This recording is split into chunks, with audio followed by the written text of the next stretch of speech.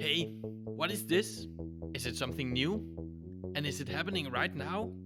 Yeah, you're right. It's a new show on T-Radioen. We are happy to introduce this new show, so give it a warm welcome.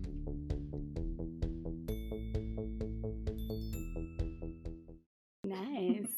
Hello, hello. Hi. Welcome to There We Said It, a podcast that talks about sex and relationships, giving a perspective of young women. The two of us, actually. The two of us, yes. Yeah. Mhm.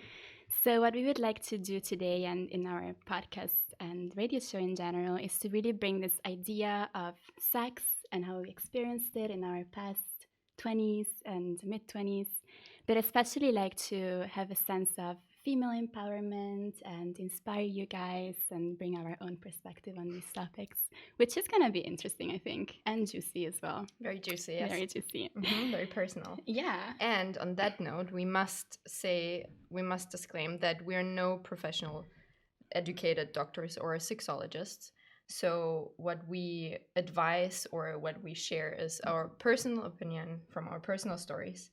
And the only thing you can expect from us is that it comes with zero judgment and pure honesty.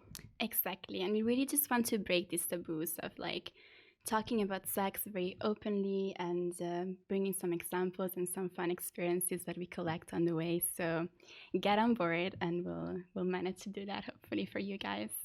The way we will do it is that we'll have a bi-weekly show. And we'll also probably have some shows running on Spotify as well. So you can always re-listen to us and give us some feedback as well. That would be fun. Yes. Yeah, so maybe we should introduce ourselves as well because we haven't done that yet.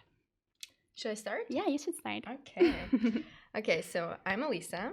I'm 25, almost 26. Ooh. And we both just freshly graduated from a degree that we're not, well, like, at least I'm not particularly passionate about. But finding ourselves with lots of free time. And yeah, that's one of the projects that we wanted to pursue, and I'm really excited what it's going to be. My background is I'm from Germany with Russian heritage. My parents are from Russia, and I lived in Denmark for 6 years with a break in between. Do you speak Danish? I don't speak Danish, but I nice. did book my first Danish class yesterday, and I'm going to start next week. So I'm excited for that. Nice. And I am Giulia. I'm from Italy. I've also been here for around 6 years. So Denmark is my home right now. I'm 26. And as Elisa was stating, I've just graduated from CBS, EVO CBS, which is Copenhagen Business School for those that don't know that. And I kind of have an interest in these topics for the longest time. So it would be fun to kind of explore that and see where that will take us. And that's also the purpose of this podcast, I feel. Like it's something that we really want to see. And maybe something about our friendship, because it's a very special friendship. Very special friendship. It's in like, what way? In many ways. Well, yeah, I think we met when we started studying together, which was 6 years ago, as we said. And I think we hit it off pretty, like, right from the get-go. Oh, yeah. I remember you were talking about New Girl. Yeah. And then I approached you, were like, you watched New Girl? And you're like, you watched New Girl? And like, that was from the there first on. thing. Yeah. Yeah. But also at that time, we both came from, as foreigners into Denmark, and we had no friends. We just started our bachelors, and like every new contact with any kind of shared hobby was a potential new best friend. So that was... Yeah, that was thank you us. for that. That really lowers our But friendship. I think we're always friends. I think our friendship is the strongest as it is today. Yeah. But we had our kind of, not ups and downs, but we had kind of like a breaks in between. Yeah. Where we were living in different countries, or we had relationships, which is really natural to happen, I think. And we actually always talk about that. Like, our relationship is like the best possible relationship in a way, or what we would like to have from our partners as well, because it's like no commitments, like kind of a commitment, of course, but like no requirements.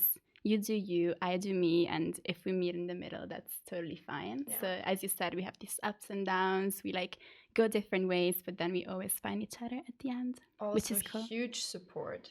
Yeah. I think I feel the most support from you than I feel from anyone else. Oh, this is getting so emotional, right now. Right from the start. Okay, let's move on. Let's move on. So today's episode is about experiencing sex as a woman and as a young woman specifically. So we wanted to have a starting episode that is really broad, that actually allows us to give you guys a bit of a taste of who we are, and maybe some inputs and some ideas of our background, what we think sex is like, what we like about experiencing it as a girl, and all these things. So the way that we want to do it as well is by introducing a few segments or breaking things in between with music, so that both gives a light touch to it, but it also allows us to dive deeper into specific things. And I think the two first segments today will be about our experiences. So we'll break it down into what we used to perceive sex as teenagers and early 20s kind of vibe.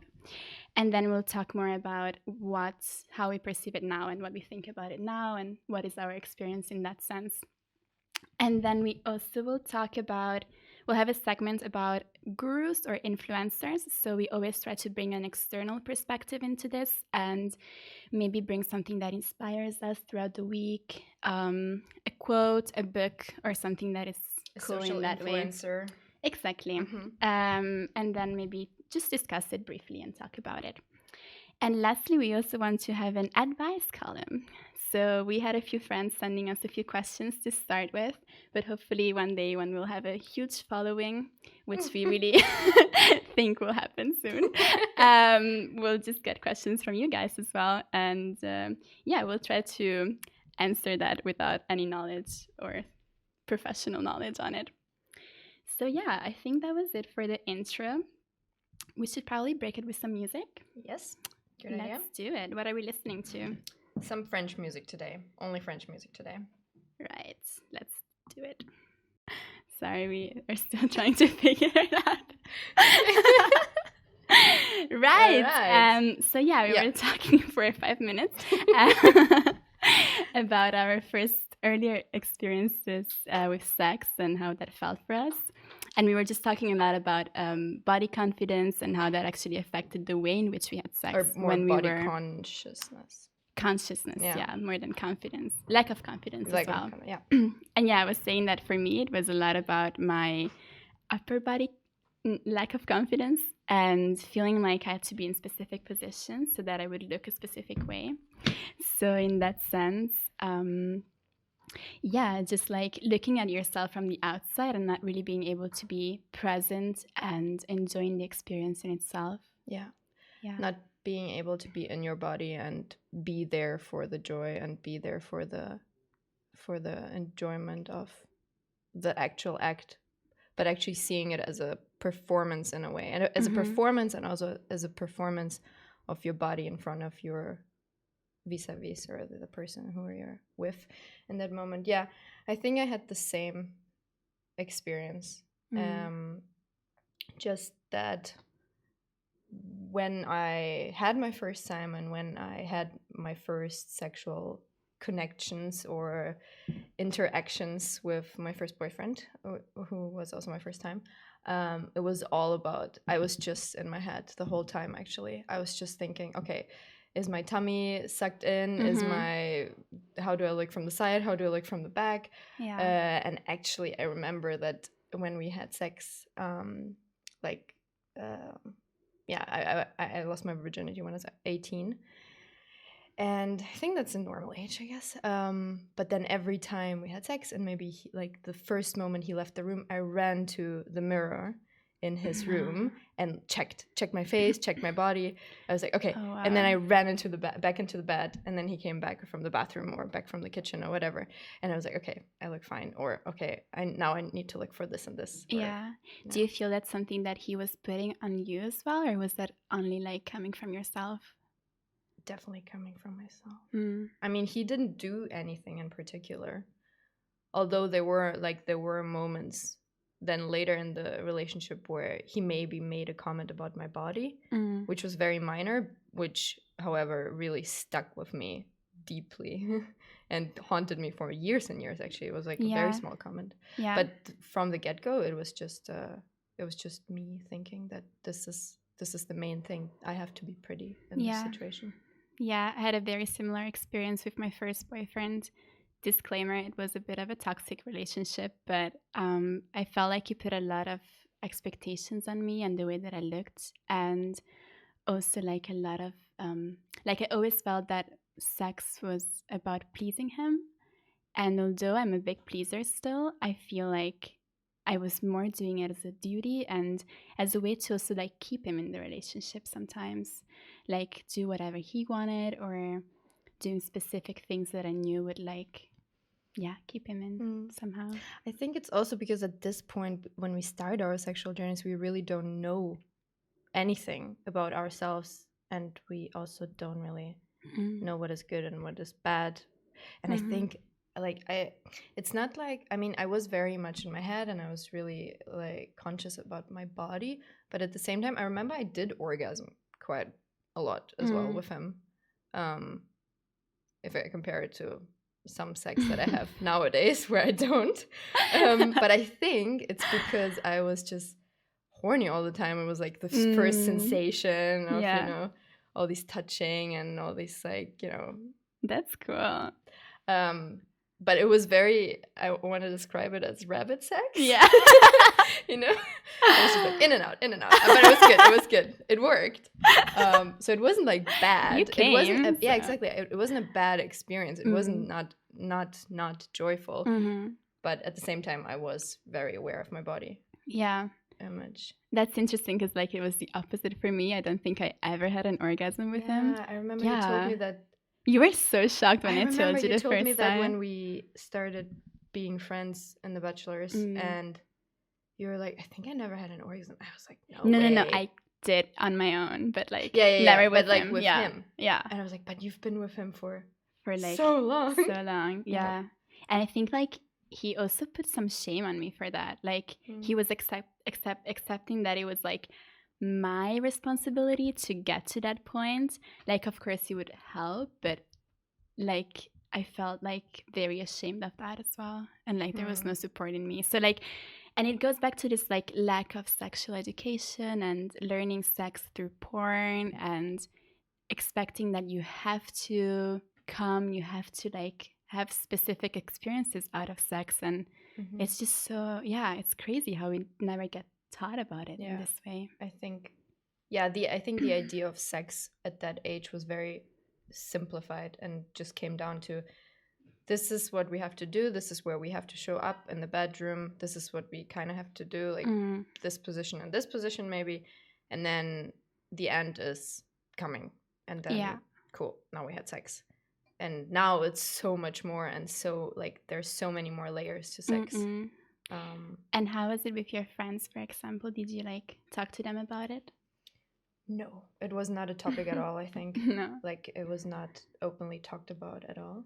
I think it wasn't like, I don't know if it was because there was like a shame feeling or perception around it, but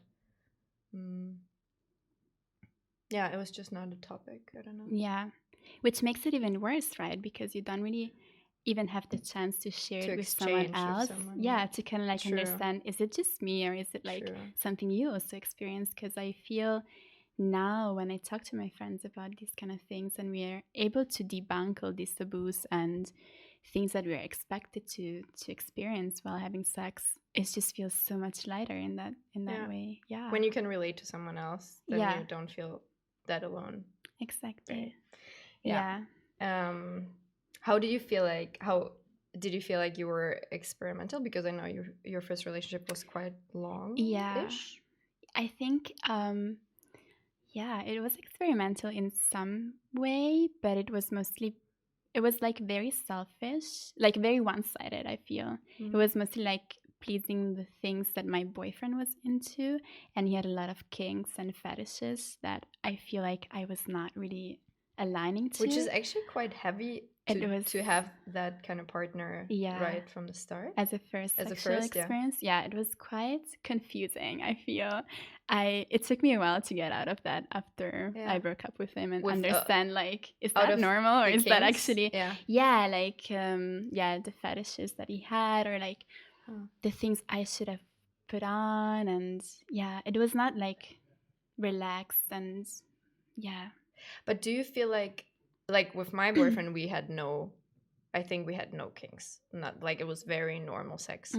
And do you feel like having that insight that people can have different kinks primed you for your future kind of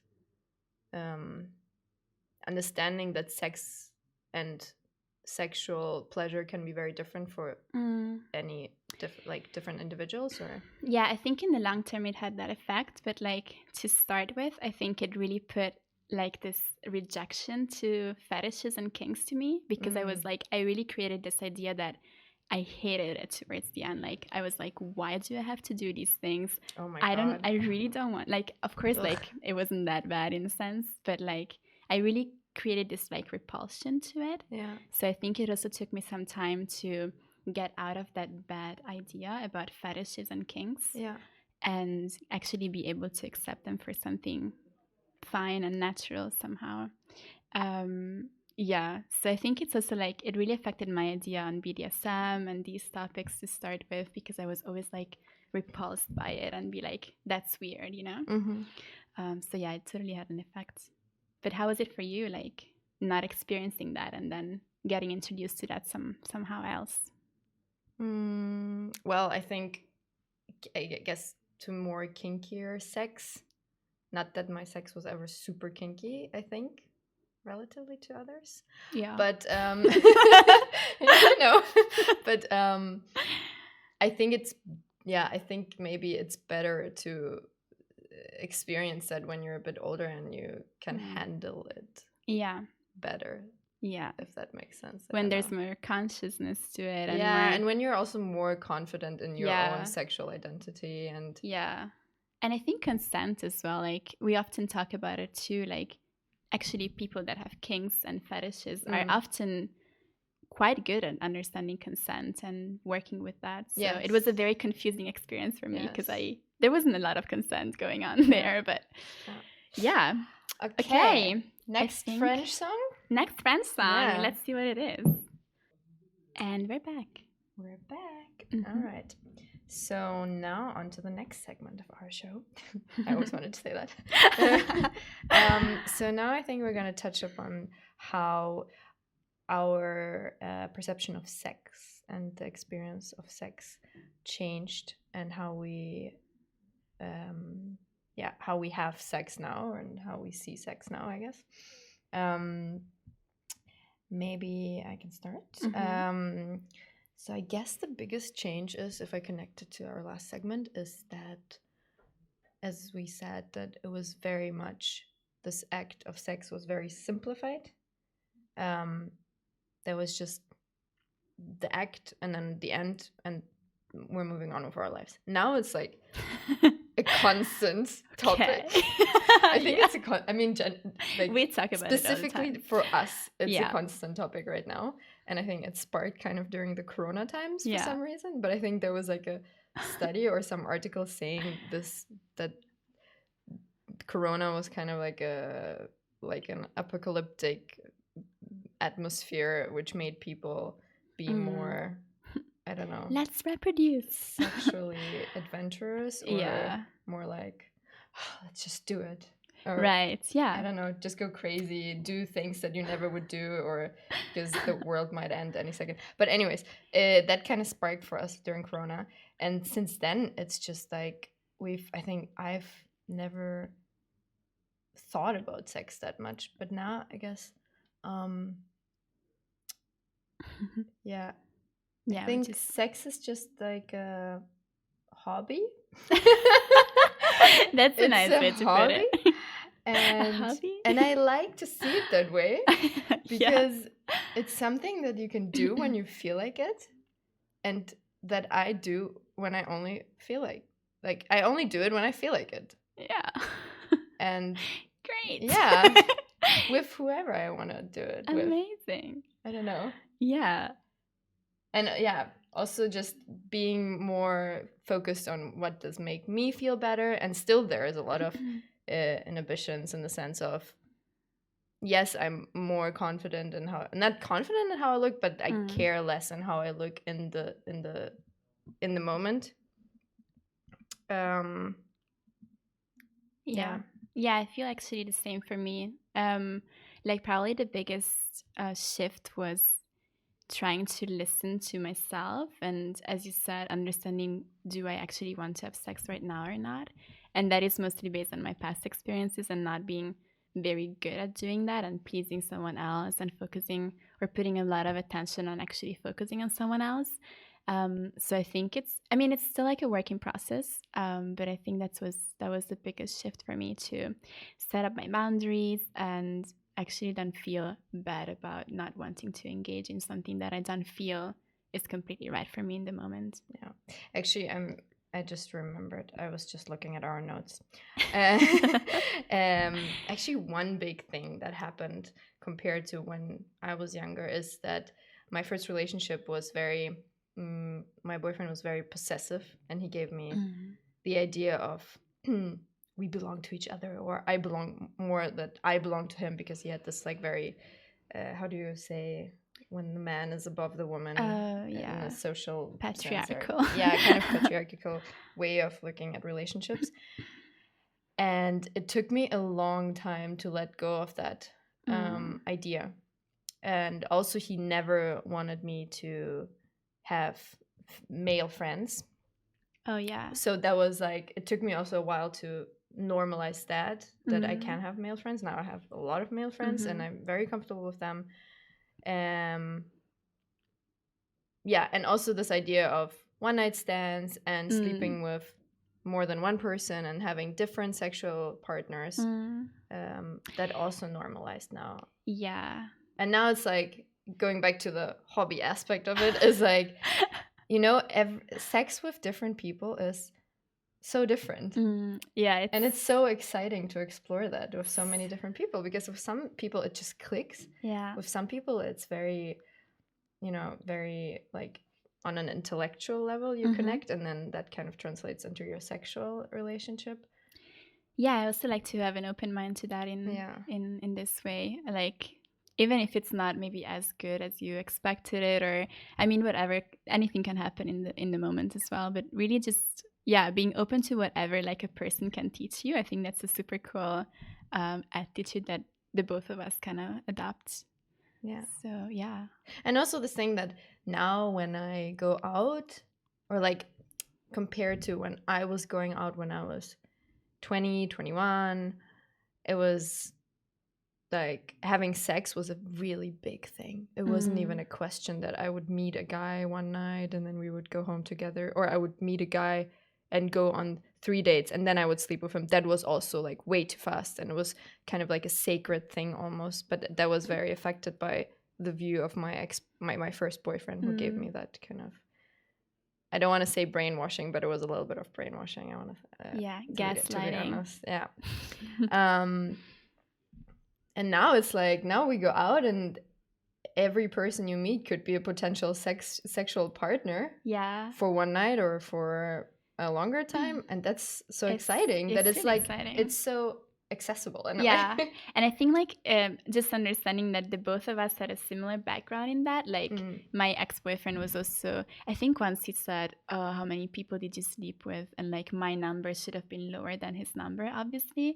And he also said that if my number was higher than his number, like he wouldn't want to be with me. Like he could like sleep with me, but he wouldn't like want to seriously be with me, which I used to think for the longest time was something that I had to kind of like achieve or keep low in a sense. And now just having this like open approach and not really caring about it in the same way, and even experiencing open relationships and seeing how we can navigate that, I think we've gone a long way. And also I think like when I started sleeping with other people than my first boyfriend after our relationship, it was like every single person I slept with, I counted them, and I was like, whoa. and now my number is increasing. Oh no. And like the higher the number, the less my, I don't really know, like Worth? the equation. Not, Yeah. I don't know. Well, maybe worth yeah. even. Like as an idea that someone puts on you in that way. And now we're more like challenging each other and be like, so who's slept with more people? I don't know. Who's gonna reach the highest number? Now it's like not important. No, not at all. We still have a list though. That we do have update. A list, guys. And we rate guys as well, just so you know. No. Just so you know. I mean, maybe. Maybe. Don't sleep with us. Sleep with us. Great. No. Yeah. Oh, and I think the last thing I wanted to cover was also like chatting during sex. Oh, right. Like I used to not do any of that. It was really like a few words, like, okay, baby, yeah, like that, whatever. But like it went from this to that. I feel like now it's like blah blah blah, like lots of chatting. The first, and it's just so fun. Yeah.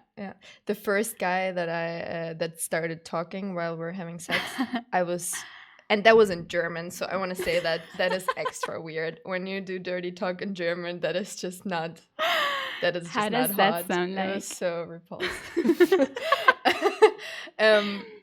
How does it sound? No, I can't do that right now. But he also had a super weird voice. No, and no, I just remember like he started talking, and I was so thrown off by it, and I just like immediately lost my horniness level somehow. And I just remember going home and talking to my friends about it, and I was like, it was so weird. He was so weird because he started talking about, and now, yeah. It's necessary. Now it's amazing when you know what to say, or even when you try to say something, you know, like when you reach this like ecstatic level while during sex, and then all of a sudden you say things that you didn't think you were gonna be able to say, but because you're in such a like pleasure mode, it's just like allows it to come out, and then when it comes out, it's just you get even more pleasure out of it, and it's just like explodes. Amazing. And I actually remember you saying that after some of your dates, you were like, yeah, he was good, and he knew exactly what to say at the right time. And I was like, who was that? I want to get that. Well, who was that? Maybe I should call I think you have a date with him soon. Yeah, maybe. Oh, yeah. Maybe.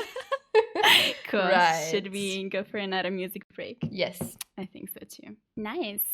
So our next segment will be about the gurus and influencers that we like to bring to the table. And today it's Florence Given.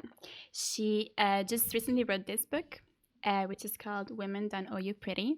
She's actually 20 years old. We just found out with a quick Wikipedia search. Just 1 year older than my sister. She's so woke and she's so cool.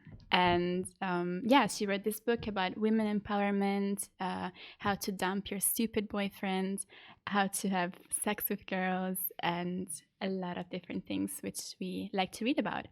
And what I especially like about her is that she really goes to target these younger girls, which I think is very needed in that sense. Like, I really wish that there was a Florence Given when I was 20 years old. What kind of topics do you think are important for the young generation of girls who would read this book? There's many in the book, but what I think it's particularly interesting is the way in which she talks about internalized misogyny. What is that? That is, it's like basically bringing other women down, feeling like other women are competition and that we should be threatened by each other because of, I don't know, someone else's beauty, someone else's success, someone else's ability to just live their life in the way that they want to live it. Which is very powerful as well. And it's like, I think it's really one of the tools that the patriarchy uses indirectly, because it's like other women are also contributing to bringing women down. And that's really interesting, I think. I mean, I kind of feel like I knew about it before, but it's nice to be reminded about that, because I often get in the trap of feeling that again and again. Yeah? Yeah, I do think so. Yeah, I can, like, reading, I mean, I haven't finished the book, to be honest, but I did read the first half or so, and, like, a lot of the topics, I kind of almost, like, I don't want to say, well, I kind of skimmed them, almost, because I feel like a lot of the things that she says, I want to say that I've learned them by now, but I can see when I look back at us 6 years ago, that would have been so helpful. Yeah. But again, I don't really know if we would have read it back then, if it would have really changed our mindset that much. Yeah. Because it's like one source, you know? And I feel like there's more and more of these social influencers, and having access to Instagram and having access to, Instagram mainly, I think, to all these like very outspoken, how do you say it, gender and sexual and feminist activists who talk about the LGBTQ community,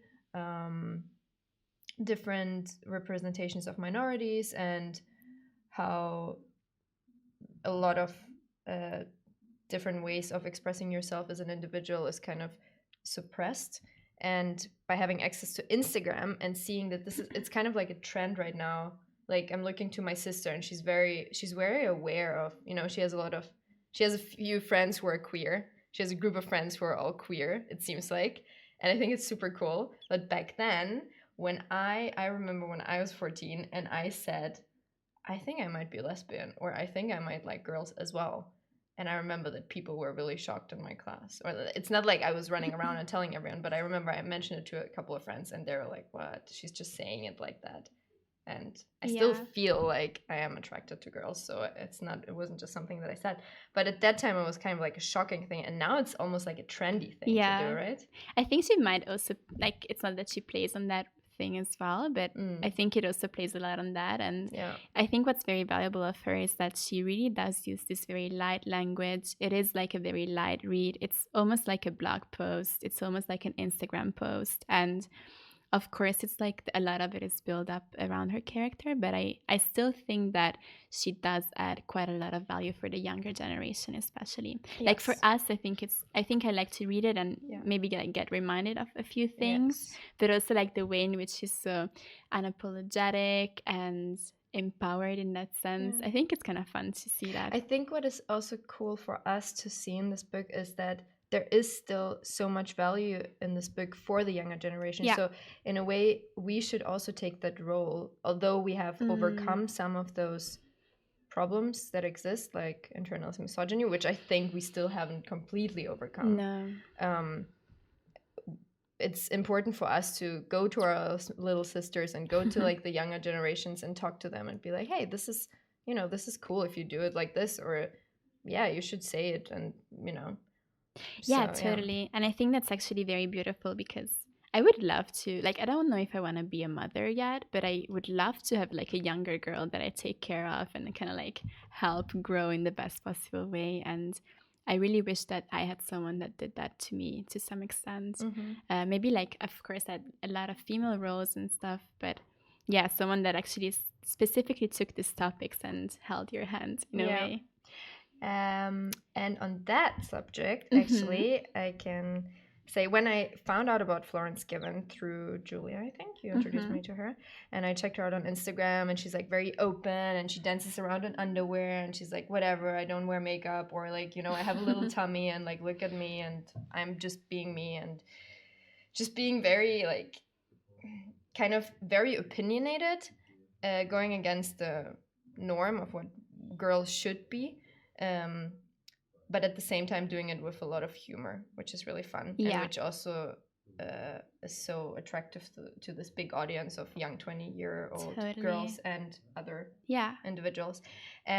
So when I found out about Florence Given and I saw that she published this book, Women Don't Owe You Pretty, and how hyped that book was as well, I ordered it immediately and I sent it to my sister.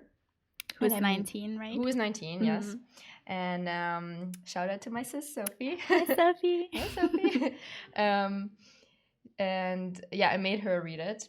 And then I called her today, actually, and asked her what like, did that book made you think differently, or did it give you some kind of, different insights or ideas how you should navigate your own sexuality or the perception of other women and so on. And then she told me these couple of things that I can maybe read to you. She said, I think the book made me think about a few things. For example, We shouldn't bring each other down as women, which as well goes back again to this internalized misogyny. She said this example where when she was going down the street and saw a pretty girl or a woman who dressed differently or more flamboyantly, she often thought, oh, I wouldn't wear this, or maybe this is a little bit too much, maybe she shouldn't wear this, kind of looking down on her. But that book kind of made her think, okay, maybe we should shift this mindset and think about, wow, this is actually so cool that she is brave enough to wear it, and I should respect it, and I should like support her, I don't know, creativity or braveness, or it like comes from courage. that wish of being able to do that yourself, to like maybe like being able to express yourself in the way that you want to do it. Exactly. Yeah. Also, she mentioned this thing about self-love and self-respect. She was saying that she has a lot of dark hair that you can see, and she was saying that the book made her think she shouldn't listen to others or what society tells you to be as a woman, or to advertisement which tells you to have smooth skin and to be all glossy and whatever. But she firstly has to learn to love herself with everything she has and see herself without anything that is put upon her externally. Learn to love herself, and then she can only start liking other people in a very pure way. That's nice. Very well put, Sophie. Yeah, very well done. She's so grown up. Yeah. Nice. Yeah, and then also actually I asked her about how she views sex right now. So also disclaimer, she's a virgin. And she's fine with it. She thinks it's totally cool to be a virgin with 19. And I think so too. But she also feels like now when she meets boys, or she goes on dates, or meets new guys and they go out together for a few times, it seems to her that it's only about sex when you meet someone. It feels, and I was actually really surprised somehow. But then when I look back, maybe it was the case. I don't know. She noticed that when she meets someone for a few times, they start, or like even for one time, and then they start talking, and a couple of hours later, like, oh yeah, should we maybe go to my place? Wow. And she's just not ready to do that, or not ready to do that with whoever. Also, one thing that she mentioned, which I thought was stupid and funny, but I'm kind of proud of her that she can see through this, is that that one guy who was asking her out a lot on like social media, she rejected him, and she was like, no, I'm not interested, I'm not just interested. And he was like always asking, always kept asking, and at some point his pride was hurt so much that he just replied, oh well, I only wanted to fuck you anyways. And I was like, what? Yeah, that's so crazy. It's really interesting to see how they interact, for example, and how different it is for them as well. Like, as you said, I don't think it was exactly like that when we were 19. And also like the whole social media but thing. Also, when did you have your first boyfriend? I was 18, 19. Yeah. So I feel like me too. Yeah. So we were in a Really relationship. know how it is to date at that age. True. We had a True boyfriend. But that's interesting. Thank you so much for sharing and for bringing your sister's perspective as well. Yes, you're welcome. We can maybe go for another music break. Let's do that. And we're back. Yes. So I guess that was it for today. Actually, we're running out of time. We won't be able to do the advice column as we decided to. But we will do it We will do it next time. So do send us your questions because we will answer them. For sure. Or try. So thank you so much, everyone, for listening. It was really fun. A bit nerve-wracking, but also fun. And yeah, maybe, Alisa, you can end up by telling us an intention for the week or the 2 weeks. Intention for the next 2 weeks. I would suggest you all. No, I shouldn't advise them, right? No. I should set my own intention for myself.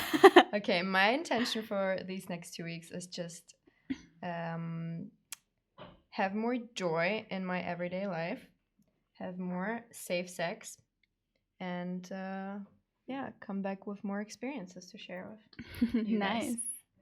I think my intention is just to do more yoga, which is not related to sex, but yeah, I'll try to cover that as well. Because your spiritual side is just as important as your sexual side, I guess. So yeah, what are we going to talk about in the next weeks? I don't know. I don't know. We Let's make it up. Yeah, we have lots of different topics. Yeah. I think I'd like to talk more about this like younger women like mentorship or sisterhood kind of feeling. Also would be super fun to interview a few of our friends, talk about BDSM, open relationships, a lot of things coming up, guys. That's topics for different episodes. We're not going to cover all of them in the next one. Totally. But in the meanwhile, you can follow us on our social media platforms, for example, Instagram, where we are called There We Said It, lowercase. What do you call these things? Lowercase? Yeah, podcast. And the next show that comes now is called Bauspelet, the show that talks about what the events of what happened on today's date in history. Cool. Enjoy. Enjoy.